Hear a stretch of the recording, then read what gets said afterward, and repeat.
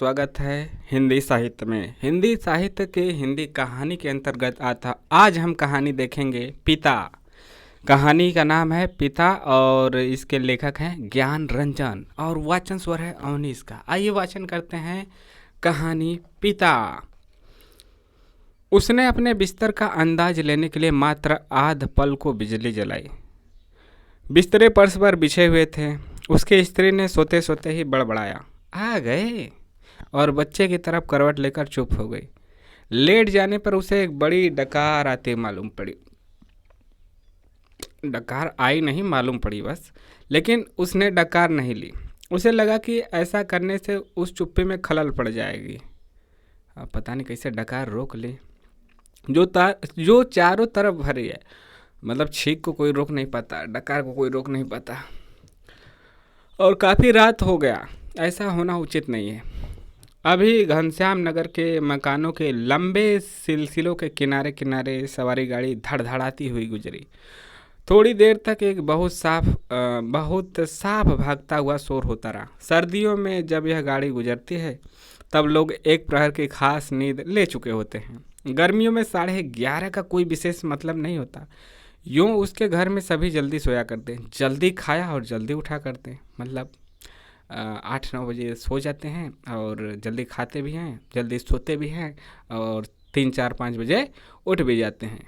5 बजे तक आप उठ जाते हैं तो कहा जाएगा कि जल्दी उठते हैं। अब 6 बजे 7 बजे उठेंगे तो थोड़ी कहा जाएगा कि जल्दी उठते हैं। आगे, आज बेहद गर्मी है। रास्ते भर उसे जितने लोग मिले उन सब ने उससे गर्म और बेचैन कर देने वाले मौसम की ही बात की। कपड़ों की फजीहत हो गई, बदहवासी, चिपचिपाहट और थकान है। अभी जब सवारी गाड़ी शोर करती हुई गुजरी तो ऐसा नहीं लगा कि नींद लगते लगते टूट गई हो, जैसा जाड़ों में प्रायः लगता है। बल्कि यूँ लगा कि अगर सोने की चेष्टा शुरू नहीं की गई तो सचमुच देर हो जाएगी। उसने जम्हाई ली। जम्हाई कैसे लेते हैं? मतलब हाँ, पंखे की हवा बहुत गर्म थी और वह पुराना होने की वजह से चिढ़ाती सी आवाज़ भी कर रहा था। उसको लगा दूसरे कमरे में भी लोग शायद उसकी ही तरह जम्हाइयाँ ले रहे होंगे, लेकिन दूसरे कमरे के पंखे पुराने नहीं हैं। उसने सोचना बंद करके अन्य कमरों की आहट लेनी चाहिए। उसे कोई बहुत मासूम सी ध्वनि भी 1-1.5 मिनट तक नहीं सुनाई दी, जो सन्नाटे में काफ़ी तेज होकर आ सकती हो। तभी पिता की चारपाई बाहर चरमराई। कहानी का शीर्षक पिता है, आप इसको रिलेट कीजिएगा। पिता पिता पिता पिता बार बार आएंगे। पिता पिता पीटा पीटा, पिता तभी पीटते हैं, पिता पिटा नाम मिलता जुलता है। तभी पिता की चारपाई बाहर चरमराई। वह किसी आहट से उठे होंगे। उन्होंने डांट कर उस बिल्ली का रोना चुप कराया जो शुरू हो गया था। बिल्ली थोड़ी देर चुप रहकर फिर रोने लगी। बिल्ली कैसे रोगी? नहीं, ऐसे नहीं, म्याऊं, म्याऊं, म्याऊं। अब पिता ने डंडे को गच पर कई बार पटका और उस दिशा की तरफ खदेड़ने वाले ढंग से दौड़े जिधर से रोना आ रहा था, और हट हट हट चिल्लाए। जब वह घूम फिर कर लौट रहा था तो पिता अपना बिस्तर बाहर लगाकर बैठे थे। कनखी से उसने उन्हें अपनी गंजी से पीठ का पसीना रगड़ते हुए देखा। कनखी नजरें जानते हैं ना, कनखी। बचता हुआ वह घर के अंदर दाखिल हो गया। उसे लगा कि पिता को गर्मी की वजह से नींद नहीं आ रही है, लेकिन उसे इस स्थिति से रोष हुआ, दुख हुआ। सब लोग पिता से अंदर पंखे के नीचे सोने के लिए कहा करते हैं, पर वह जरा भी नहीं सुनते। हमें क्या, भोगे कष्ट। कुछ देर पड़े रहने के बाद वह उठा और उसने उत्सुकतावश खिड़की से झांका। सड़क की बत्ती छाती पर है, मतलब तेज है। गर्मियों में यह बेहद अखर जाता है। गर्मी में तो सड़क की बत्ती और गर्मी देगा। पिता ने कई बार करवटें बदली, फिर शायद चैन की उम्मीद में पार्टी पर बैठ पंखा झलने लगे। पंखे की डंडी से पीठ का वह हिस्सा खुजाते जहां हाथ की अंगुलियां दिक्कत से पहुंचती थीं। आकाश और दरख्तों की तरफ देखते, रिलीफ पाने की किसी बहुत हल्की उम्मीद में शिकायत उगल पड़ते, बड़ी भयंकर गर्मी है, एक पत्ता भी नहीं डोलता। उनका यह वाक्य जो नितांत व्यर्थ है, अभी अभी बीते क्षण में डूब गया। गर्मी बरकरार है और रहेगी, क्योंकि यह जाड़े बरसात का मौसम नहीं है। पिता उठकर घूमने लगते हैं। 1 या 2 बार घर का चक्कर चौकीदारों की तरह ओ हो करते हुए लगाते हैं ताकि कोई सेध वेद न लगा सके। हो हो ओ हो ऐसे ऐसे लौट कर थके स्वर में हे ईश्वर कहते हुए उंगली से माथे का पसीना काट कर जमीन पर चुआने लगते हैं। चुआना जानते हैं ना, ऐसे काट के। अब चुआना का मैं हिंदी का बोले, चुआना मतलब चुआना जो गिरता है पसीना ऐसे नीचे गिरता है तो काच के गिरा देते थे। बड़ा गजब है। कमरे की एक दीवार से टिक कर बैठ जाने पर वह काफ़ी तनाव में सोचने लगा। अंदर कमरों में पंखों के नीचे घर के सभी दूसरे लोग आराम से पसरे हैं मतलब सोए हैं। इस साल जो नया पेडेस्टल खरीदा गया है वह आंगन में दादी अम्मा के लिए लगता है। बिजली का मीटर तेज चल रहा होगा, पैसे खर्च हो रहे होंगे, लेकिन पिता की रात कष्ट में ही है। लेकिन गजब यह नहीं है, गजब तो पिता की जिद है। वह दूसरे का आग्रह अनुरोध माने तब ना। पता नहीं क्यों पिताजी के अनिवार्य सुविधाओं से भी चिढ़ते हैं। वह झल्लाने लगा। चौक से आते वक्त 4 आने की जगह 3 आने और 3 आने में तैयार होने पर 2 आने में चलने वाले रिक्शे के लिए पिता घंटे घंटे खड़े रहेंगे। धीरे धीरे सबके लिए सुविधाएं जुटाते रहेंगे, लेकिन खुद उसमें नहीं या कम से कम शामिल होंगे। पहले लोग उसकी काफ़ी चिरौरी किया करते थे, अब लोग हार गए हैं। जानने लगे हैं कि पिता के आगे किसी की नहीं चलेगी। भैंस के आगे बीन बजाना जैसी हो गई है। आज तक किसी ने पिता को बास बेसिन में मुंह हाथ धोते नहीं देखा। बाहर जाकर बगिया वाले नल पर ही कुल्ला दातुन करते हैं। दादा भाई ने अपनी पहली तनख्वाह में गुसल खाने में उत्साह के साथ एक खूबसूरत सावर लगाया, लेकिन पिता को अरसे से हम सब आंगन में धोती को लंगोटी की तरह बांध कर तेल चुपड़े बदन पर बाल्टी बाल्टी पानी डालते देखते आ रहे हैं। खुले में स्नान करेंगे, जनेऊ से छाती और पीठ का मैल काटेंगे। शुरू में दादा भाई ने सोचा पिता उसके द्वारा सावर लगवाने से बहुत खुश होंगे और उन्हें नई चीज़ का उत्साह होगा। पिता ने जब कोई उत्साह प्रकट नहीं किया तो दादा भाई मन ही मन काफ़ी निराश हो गए। 1-2 बार उन्होंने हिम्मत करके कहा भी आप अंदर आराम से क्यों नहीं नहाते, तब भी पिता आसानी से उसे टाल गए। लड़कों द्वारा बाजार से लाए गए बिस्किटें, महंगे फल पिता कुछ भी नहीं लेते, कभी लेते भी हैं तो बहुत नाक भाव सिकोड़ कर।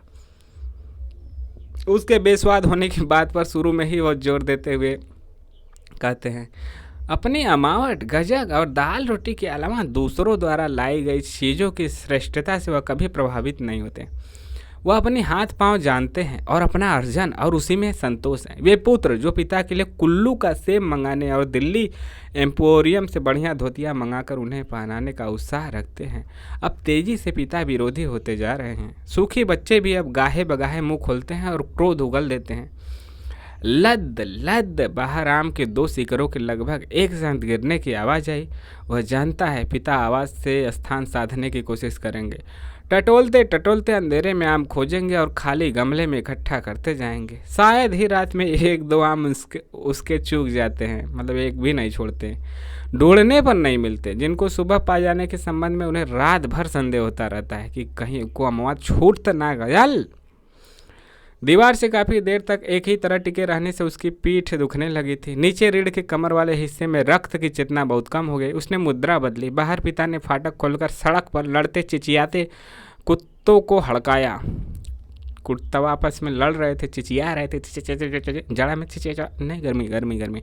उसे यहाँ बहुत खीज हुई। कई बार कहा मोहल्ले में हम लोगों का सम्मान है, 4 भले लोग आया जाया करते हैं, आपको अंदर सोना चाहिए, ढंग के कपड़े पहनना चाहिए और चौकीदार की तरह रात को पहरा देना बहुत ही भद्दा लगता है, अच्छे से सोना चाहिए। लेकिन पिता की अण में कोई झोल नहीं आता।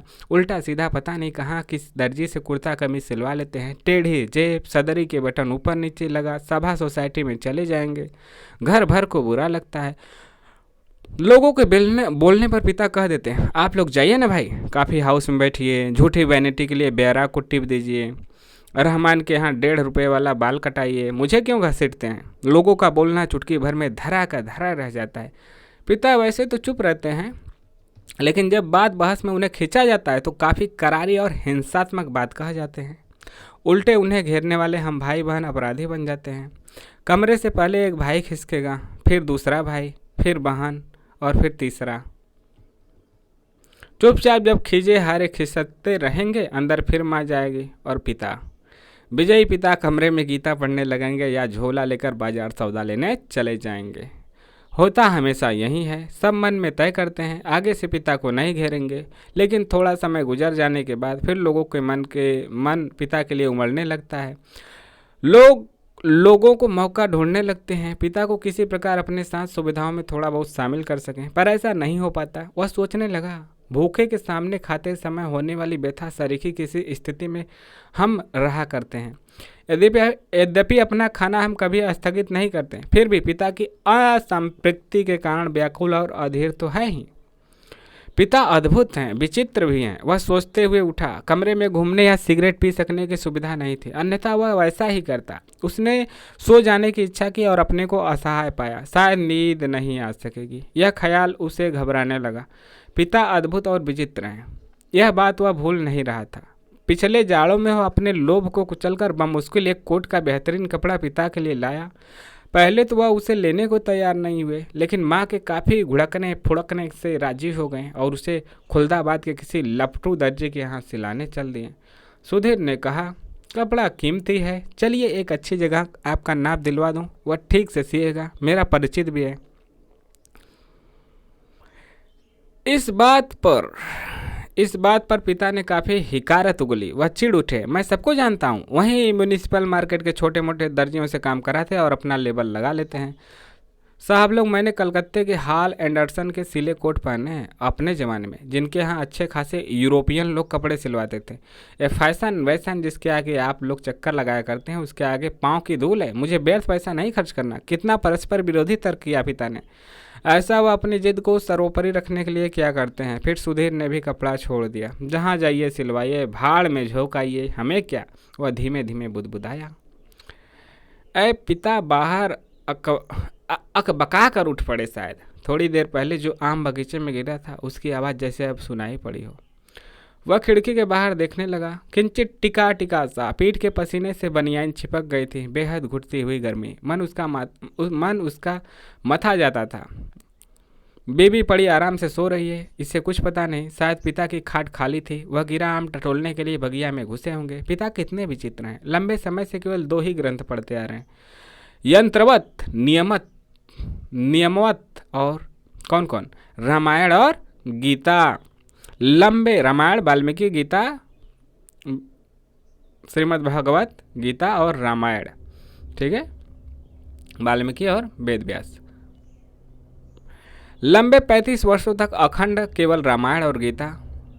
उसके पहले युवा काल में जो कुछ जितना कुछ पढ़ा हो उन्होंने, उसे कभी भयावह, कभी सम्मानजनक और कभी झूठ लगता। यह देख सोचकर कि कोई व्यक्ति केवल 2 पुस्तकों में जिंदगी के 35 वर्ष काट सकता है, और कैसे काट लेता है। तभी उसका बच्चा कुन मुना कर रोने लगा।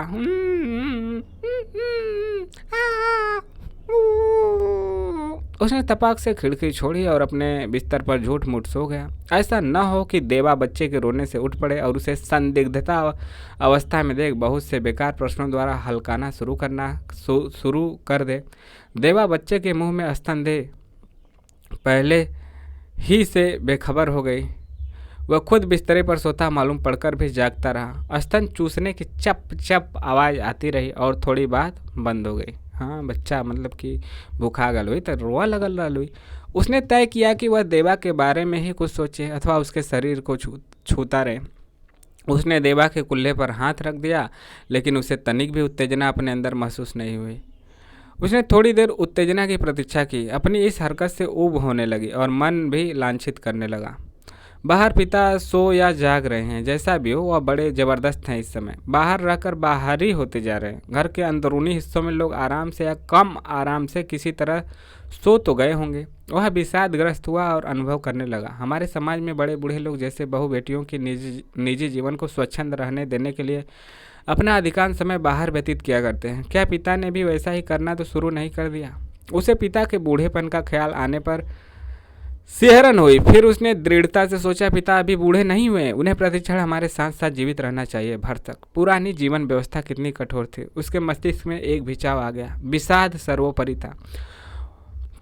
उसे आंखों में हल्का जलन लगने लगा। अगर कोई शीत युद्ध न होता पिता और पुत्रों के बीच, तो वह उन्हें जबरन खींच नीचे लाकर सुला देता। लेकिन उसे लगा कि उसका युवापन एक प्रतिष्ठा की जिद कहीं चुराए बैठा है। वह इस प्रतिष्ठा के आगे कभी बहुत मजबूर, कभी कमज़ोर हो जाता है और उसे भुगत भी रहा है। दरअसल उसका जी अक्सर चिल्ला उठने को हुआ, पिता तुम हमारा निषेध करते हो, तुम ढोंगी हो, तुम अहंकारी हो, तुम ब्रज अहंकारी हो।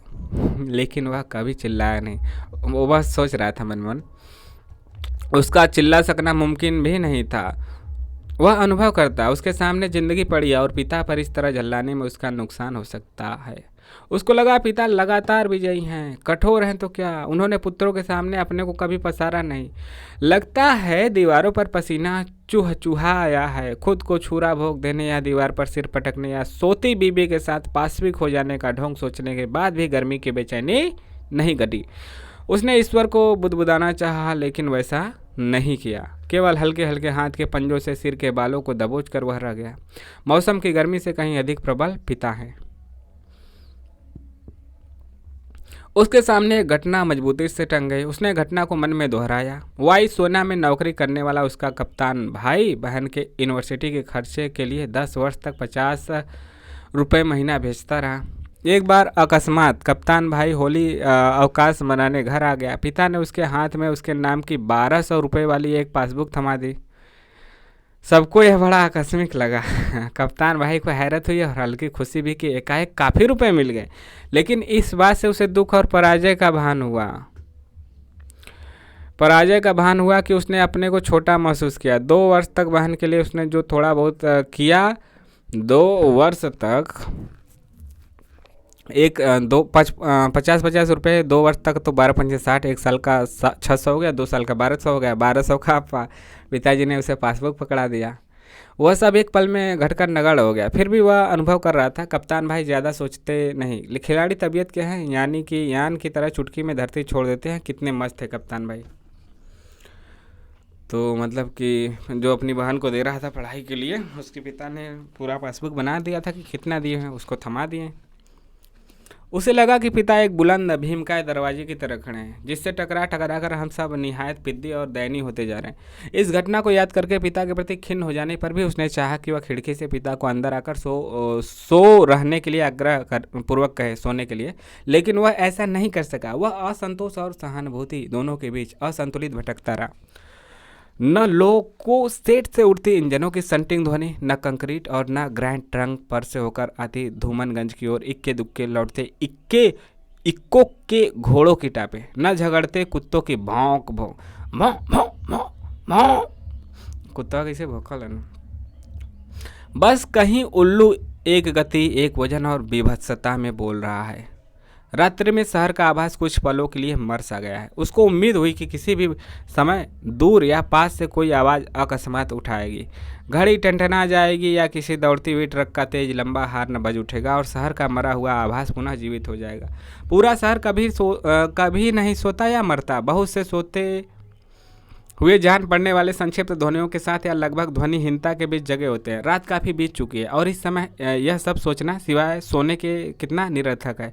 शायद पिता औंग गए हैं। करवट बदलने से उत्पन्न होने वाली खाट की चरमराहट, चर चर चर, आम टटोलते समय सूखी अर्धसूखी पत्तियों के कुचलने की आवाज़, खर्र खर्र, लाठी की पटक डम, मकान के फेरे के वक्त खांस खांस खांस खसा, कुत्ते बिल्लियों को हड़काना, हा हट हट बिल्ले दुर्रे, यह सब कुछ सुन नहीं पड़ रहा है।